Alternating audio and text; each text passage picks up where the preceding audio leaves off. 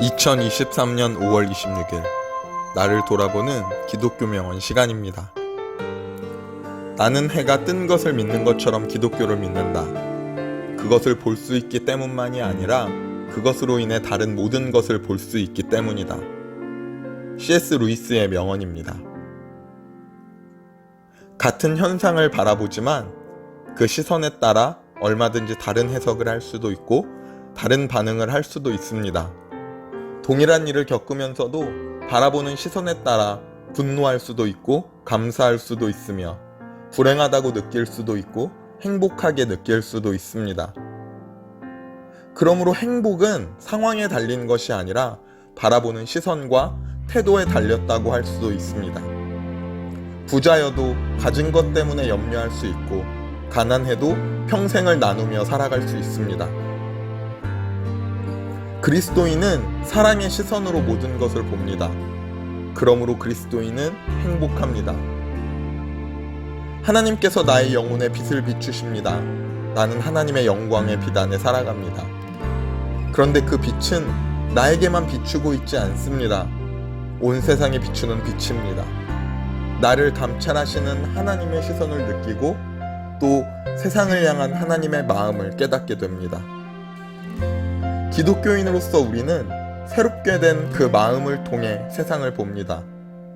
세상은 하나님의 아름다운 창조물입니다. 그러므로 우리는 하나님의 뜻대로 다스립니다. 옆에 있는 지체들은 모두 함께 교회를 세워가는 그리스도의 몸입니다. 그러므로 연합하며 섬깁니다. 누군가가 죄인이라고 손가락질하는 그 사람도 하나님이 돌아오기를 기다리시는 한 영혼입니다. 그러므로 우리는 하나님의 뜻대로 사랑하게 됩니다. 날 때부터 맹인된 사람에 대하여 사람들의 시선은 누구의 죄 때문에 이 사람이 맹인이 되었는가였습니다. 그런데 예수님의 시선은 그 누구의 죄 때문도 아니고 그에게서 하나님이 하시는 일을 나타내고자 함이라고 말씀하셨습니다. 바벨탑을 쌓는 사람들의 시선은 사람들을 위한 안전장치이며 도시의 발전이었지만 하나님은 그것을 인간의 교만으로 보셨습니다. 우리의 시선을 돌아봅니다.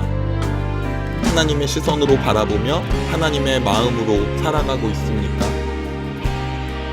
이 세상을 인간의 좁은 시야로 바라본다면 이해할 수 있는 일보다 이해되지 않는 일이 훨씬 더 많습니다. 그러면 그때마다 불평하고 원망하게 되며 무기력에 빠지게 됩니다. 우리가 하나님의 뜻 안에서 세상 모든 것을 바라보기를 원합니다. 그러면 지금 나의 고난이 나중에 얻을 축복임을 알게 되고 지금 닥친 불행이 나중에 하나님의 영광이 드러나는 일로 쓰임받게 됨을 고백하게 됩니다. 창세기 13장 14절 롯이 아브람을 떠난 후에 여호와께서 아브람에게 이르시되 너는 눈을 들어 너 있는 곳에서 북쪽과 남쪽 그리고 동쪽과 서쪽을 바라보라. 내가 오늘 얽매이는 것에서 한 발 뒤로 물러서서 하나님의 시선으로 바라보며 하나님의 마음을 가지고 살아가는 하루 되기를 소원합니다.